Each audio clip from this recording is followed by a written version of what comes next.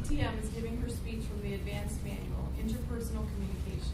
Project number 3, Diffusing Verbal Criticism. The purpose of the speech is to discuss verbal criticism and how to learn to respond non-defensively to verbal criticism. Then she is to role play with a partner to demonstrate how to identify the problem, diffuse the attack, and arrive at a solution. Her title of her speech is How to Diffuse Verbal Criticism. Timing is 4 to 5 minutes on how to diffuse criticism, 3 to 5 minutes for the role play, and 2 to 3 minutes for informal discussion with her partner and the audience about how the conversation went. Please welcome Mary Anne Burrows, TTM.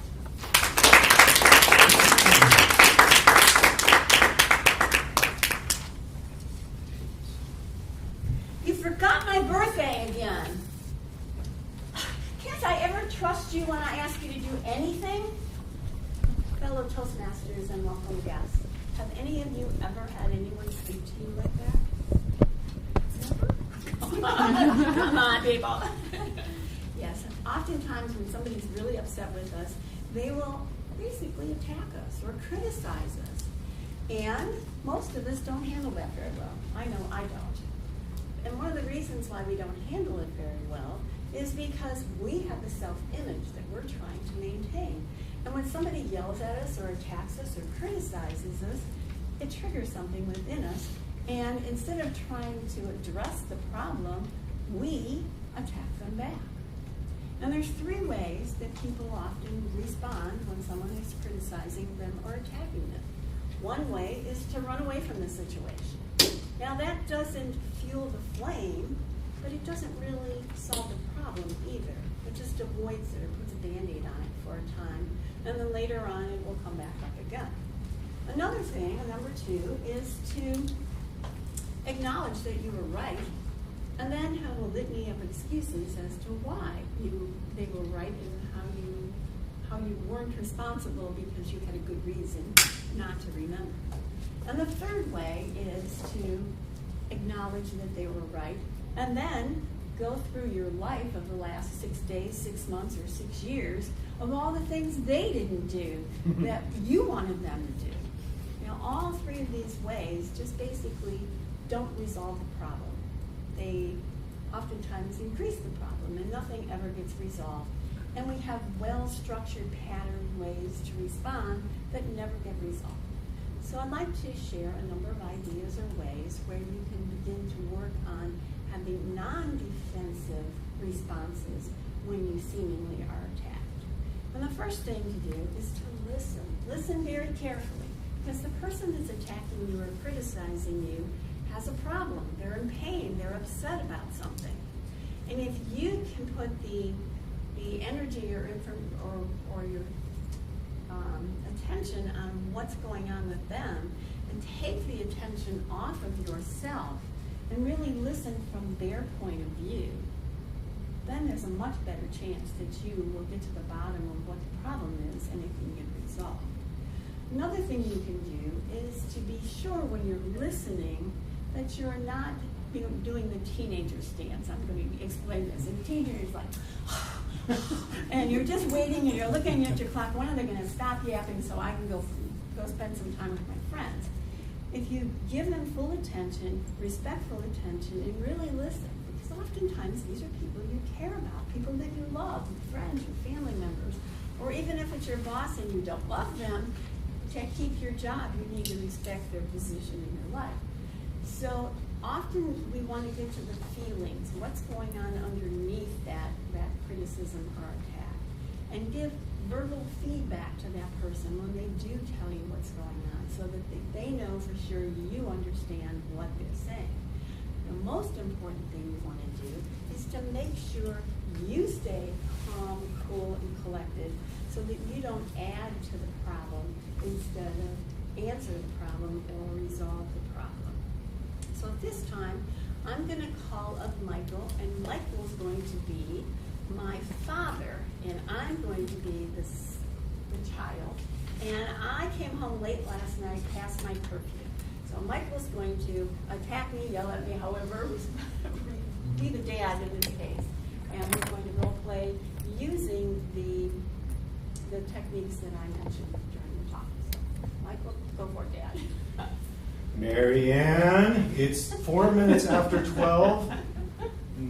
Your mother and I are very disappointed in you. This is the last time you are going to come in late. We give you everything. You have your own credit card, your own car. All right. This is the last time. If you don't shape up, we're sending you to the reformatory. I don't want to see you until you're 18 and you're in school. This is it. I had it.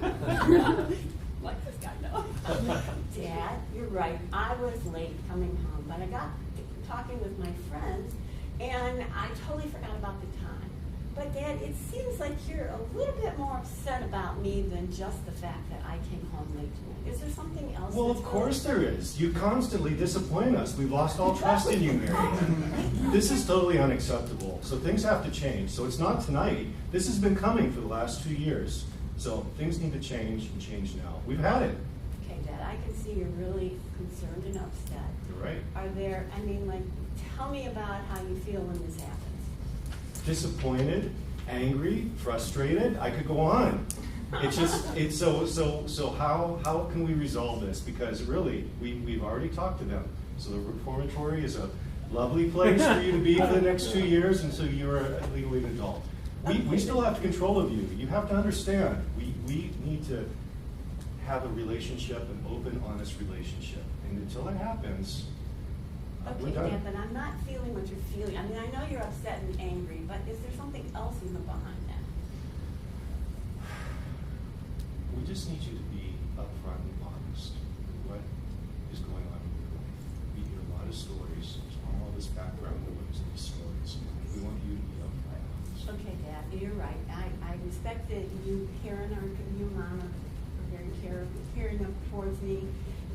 But sometimes, you plan to do something and situations occur a little bit differently. But I can see that your mom and you are very upset and that you do care about me. So how about if we make an arrangement that I'll plan on filling the curfew, but if something comes up, I'll text you to let you know that I'm not going to be coming home on time. Because life does present itself. Like last night I was talking to my friend, we were in a very deep conversation, and things I didn't feel appropriate to leave him because he was really in a bad place. Does that sound fair, Dad?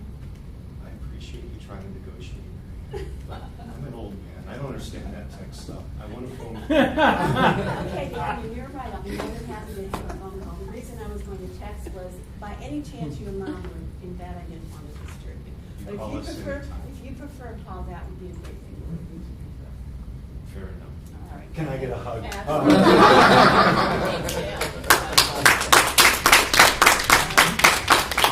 So at this time, actually, Michael's going to ask me to come back. Sure. First of all, thank you for participating, Michael. I just walked up to him just before the meeting, and he told me he had the gray hair things I was taking out. And I told him everybody else was younger than my grandchildren, my kids, but whatever, that's the point. Anyways, at this point, we're supposed to have feedback from you as well as the audience as to how we role play and if there are any suggestions how we could have done it better or different. Does anybody have any comments? Great job. He was a hard dad. I'm going to the attention. First of all, I like how you acknowledged how he felt rather than Right. turning it all around on yourself, and that helped him calm down in the situation and made him pause. I also liked that you didn't give her a break and made it hard on her because she's very good, and I liked that you kept going and even took it, like when she said, I'll text, not every parent's okay with that, so Right. call. So you continually keeping the conversation going. Sorry. Did you have your hand? Oh, I thought you did. Oh, it's Somebody- like high five. Oh. Yeah, I think one of the things you could see potentially happens with parents is that they have more than one night of frustration built Oh, up. absolutely. And so Yes. that when you open it up to say, tell me how you're feeling, and it's like, since you were 5! and so one of the things that you didn't do, and it would be difficult to do in this situation, is that maybe we need to break apart and set another time to talk about this, because once you've opened that Pandora's box, he may have enough anger to keep you going for longer than there's a red light. Exactly. Nice. As a dad, I'm surprised you didn't catch the him. Her Right. friend was a him. What? Exactly. That's a good point. Say good First thing I heard. He's already got me attention. And then I was just gonna say, the way you were made calm was right away, you could have just said, and stormed off, and then you guys would have talked for a couple days, so it is good. And one of the things I've learned with my husband, and is that it's really hard to make eye contact with people when you're talking to them. If they're at all emotional, and that direct eye contact really encourages people to open up and to let you see what they're really feeling. And it's an important part of having a conversation. And some Gestalt training I had said that is the male in us that allows us to make eye contact. The females typically do a lot of head tilting and, like, what are you talking about? And that, because it's just amazing when I actually sit down and say, you've been seeming kind of distant, and make that eye contact, I get this whole wealth of stuff that I don't get if I say it while we're watching TV and I don't make that eye contact. Imagine that. Yeah. All right, looks like our time is up. Thanks again, Michael. I really appreciate it. And though this is something I think we'll all have to practice, I think it's something very, very valuable. And I think the number one most important thing is to stay calm, because as soon as there's a dualistic experience going on, it's gone. The conversation is ended. Everybody's going to be waiting for it to be over so they can go do something else. The more you can put yourself in the place of the other person, because they have a legitimate pain or concern. So go home and practice. I know I'm going to do that. So I'd like to call our Toastmaster up. Thank you very much.